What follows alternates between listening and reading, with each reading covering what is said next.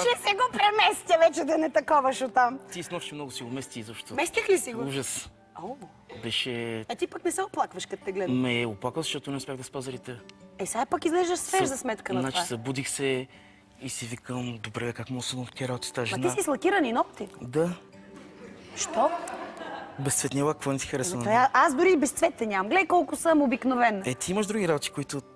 Ето остава да имаш и като моите, тогава стане страшно. Не, аз... Говоря, че ти си перфектна и без безцветен лак. Без безцветен лак. Абсолютно, да.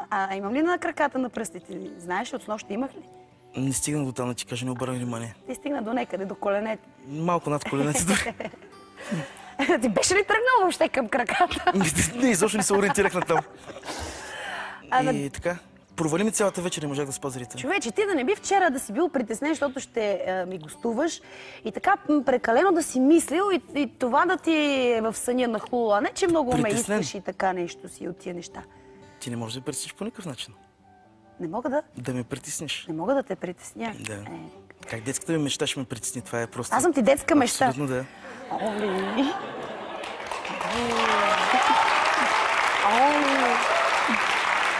Детска мечта съм била аз. Абсолютно да.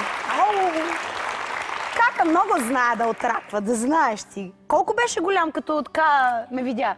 На 5 сигурно. 15. На 15? 14. Ти си се поосъзнал тогава. Не си бил детство, все пак успокои ме. Не слушам по-фолк. Затова малко по-късно съм те видял, но... Но пък като ме видя... Но пък тогава си ми детската мечта. После видях и ни снимки в едни списания. Гръмна ли бушона първо с мен? Ужасна си. Моля? Ужасна си. Аз ли? Да, може такива работи. Добре, няма. Ти каза, че не мога да те притесни, сам ми кажа, че съм ужасна. Не, ти ме притесняваш по никакъв начин. И после си видях едни снимки в едно списание и просто... Мои ли? Да.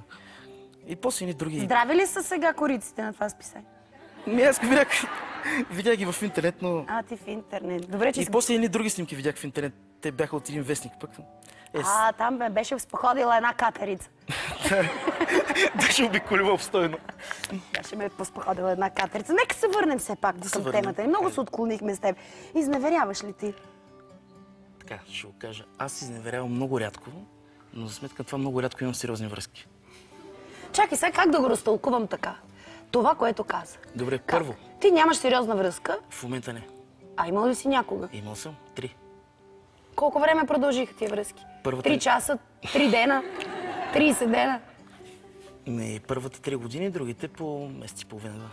Това не е дълга връзка. Кое е първата ли? Не, месец и половина. Това не е дълга връзка. Това за мен е, ценно съм бил женен с деца. Да. Златна сватба. Абсолютно, да. Диамантена. Диамантена е тази 3 месеца и колко казвате? Диамантена е 50 години, в принцип. Не, за тебе спрямо твоите... 3 годишта е диамантена, да. За тебе е диамантена. Ти си тия месеци... Ама там пък изневерявах.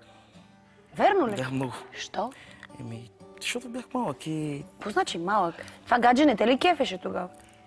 Това, че ме кефи, не значи не трябва да си лягна на други жени. А какво те караше да изневеряваш? Добре, ви се, първо, за те какво изневярат? Какво спреш, че ти изневярат? За мен е изневярата да отидеш при някой телом и духом и да си доставяш удоволствие, да флиртуваш с него. Защото за мен изневярата е нещо малко по-различно. Смисъл. Може да се на момиче, да спиш с други жени, да не нямаш никакво отношение към тях. Чакай сега, ми го разясни. Смисъл, момиче, към което имаш отношение и момиче, с което правиш само секс. За мен това не е изневяра. А това момиче, където имаш чувства към него, като разбере, че ти си отишъл просто там да правиш секс, как реагира? По нейн си начин. Аз казвам как я възприемам аз, не как я възприема тя. Ма чакай, ти разпиляното младо момче си. С едната имаш чувства и си лягаш с нея. С другата правиш само секс. Да. Третата я сънуваш, както мене, нали? Аз съм сънувал 4 жени в живота си, може би ти четвърта и последната. Не се заричай. Млад си още, моето момче. Млад си, не се заричай, не казвай последната. Не съм се зарекал, казах до момента. До момента, ага. Да. Дай сега да видим защо така си разпилян. Не може ли с една връзка и да си там? Това момиче, където беше 3 месеца там, не беше ли достатъчна връзката ти емоционална и сексуална, за да не погледнеш настрани? Явно не. Какво ти липсваше? Нищо не ми е липсвало. Обаче просто сме в природата да правя глупости. Ти си пъхла... Знаеш къде е цялата грешка според мен? Откъде? Баща ми е бил 30 години моряк. Аз просто съм му прихванал гена. Нали всички моряци колко се разпият? Не търси оправдания. Не търси оправдания. Казвам как го възприемам. Обичаш да плуваш, искаш да кажеш, като баща си. Върху 2 жени, ако може бътърфлай. Върху 2 жени? Да. Случва ли ти се? Няколко пъти. Дори тази вечер ще ми случи пък. Аз събрах и очи, кърпа се върза. На възъл ми се кърпа, върза. Откъде знаеш, че тази вечер ще бъдеш с 2? Ами, по принцип имах договорка с 2 сестри от Созопол да правя тройка на върх Коледа. Само че на Коледа не пътувах за София и тази вечер ще съм им гост.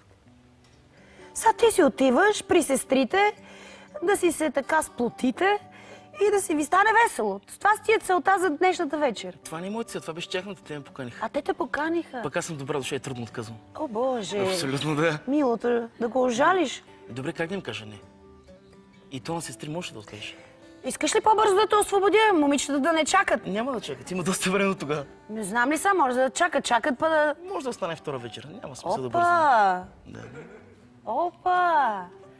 Ти си най-палавия ми гост, който ми е гостувал, знаеш ли? Палав е силно казвам. А как се определяш тогава? Плуваш? Момче с малко по-фриволно поведение. Фриволно поведение. А на теб изневерява ли сте? Да, изневеряли са ме. Как го приемаш? Ами... Първите пъти, като бях по-малък, по-кофти. След това вече... Значи, когато имам някакво отношение с една жена в момента, на мен ми е абсолютно ясно, че тя е букук. В смисъл, че това да ме изневери или да направи някаква глупост, си е вреда на нещата. В момента много трудно може да ме трогне по някакъв начин. Това новото поколение направо ме се сипват. Не е смисъл. В момента момичета, които са, нали, мой набор, говорим 20-25 годишни, имат едно много интересно мислене. Как си седнал сега, как да ти задам въпрос? Как Събери се малко. Да се посъбера? Събери се малко, така, изправи се, аз се разконцентрирам се. Слушам те, все пак ухото ми е натам. Слушам. И легна си, и сули се, така се притесни. Все пак съм... Да, дори видях си почна да се увлажняваш. Къде, отдолу ли? Да, изпотих се, ето изпотих се. Притеснява ли те по някакъв начин? Не ме притесняваш, просто си много така, наистина си освободен. Чакай сега, стигнахме до изневери. Теб си изневерявали. Да. А как разбра, че ти изневеряват? О, първият път ли? Да, кога се случи? Това е преди... Съм бил на 15 евро. Не помня вече. Колко му това било? Миналия век все пак, нали? Доста далече не може да се Не е било точно миналия век, но отдавна. Не помня. Стана ли ти гадно, като разбрах? Помня, че ми стана много гадно, да. И вече след втория, третия, петия път си казах, добре, те така и така ще жени са букуци. За какво ще го слагам? А защо така крайно го определя всички жени? Говоря поне за тия жени в тази възраст. Самото им мислене е такова, че трябва да очаква всичко от тях. Имал съм много фрапантни случаи, които просто... Добре, искаш да кажа случай това лято. Ще ми кажеш след малко, обаче на мен ми е странно как може да изневеряват жени на плейбой. Това па не мога да ми стане ясно. Па ще ми отговориш. Скъпи зрители, след малко ще ви срещна с една жена, на която са изневерявали много пъти. Останете с нас, да чета историята.